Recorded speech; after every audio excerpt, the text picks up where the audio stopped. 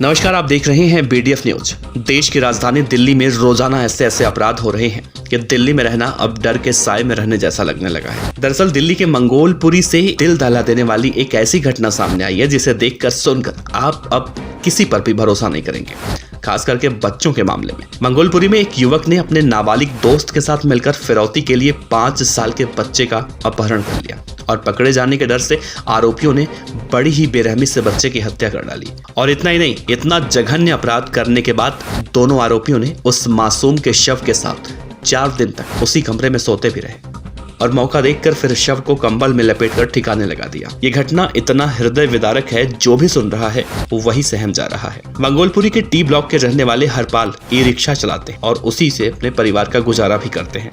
इनका एक 5 साल का बेटा था जिसका नाम मोक्ष बताया जा रहा है। एक दिन घर के सामने खेल रहा था और तभी खेलते खेलते अचानक गायब हो गया। बहन ने अपनी माँ से पूछा कि माँ बाबू कहाँ गया, और फिर तब पूरा घर बच्चे को खोजता है, लेकिन बच्चा कहीं नहीं मिलता। घर वालों ने उसकी बहुत तलाश की, लेकिन उसका कुछ भी पता नहीं चल पाया। और फिर बच्चे के पिता ने 1 अक्टूबर को बेटे की गुमशुदगी की शिकायत राजमार्ग थाने में दर्ज कराई।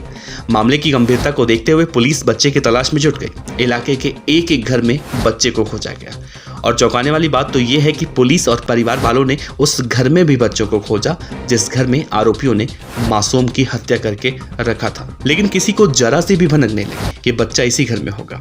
इससे भी अजीब बात यह है कि जिस आरोपी ने बच्चे को किडनैप किया था वो भी पुलिस और परिवार के साथ बच्चों को खोजने का झूठा नाटक करता रहा। और फिर पूरे इलाके में बच्चे के पोस्टर लगाए गए। चूंकि आरोपी का घर पीड़ित के घर के बगल में था तो आरोपियों ने मौका देखकर शव को मंगोलपुरी चर्च के पास नाले के बाहर फेंक दिया। गुरुवार को एक बॉडी कंबल में लिपटी हुई होने की सूचना पुलिस को मिली और मौके पर पुलिस पहुंची तो पाया कि कंबल में एक 5 साल के बच्चे का शव था, जो कि 2 से 3 दिन पुराना लग रहा था। बच्चे के शरीर पर चोट के निशान थे। जांच की गई तो मालूम चला कि ये तो वही बच्चा है जिसकी गुमशुदगी की रिपोर्ट 1 तारीख को उसके पिता ने दर्ज करवाई थी। पुलिस ने घटनास्थल के आसपास के सभी CCTV फुटेज को खंगाला, जिसमें 2 लड़के कंबल में लपेटकर कुछ लाते हुए दिखाई दिए। इनमें से एक की पहचान बच्चे के पड़ोसी, जिसका नाम सुभाष बताया जा रहा है, उसके रूप में हुई। पुलिस ने सुभाष को हिरासत में लेकर पूछताछ की, जिसमें उसने अपना गुनाह कबूल कर लिया।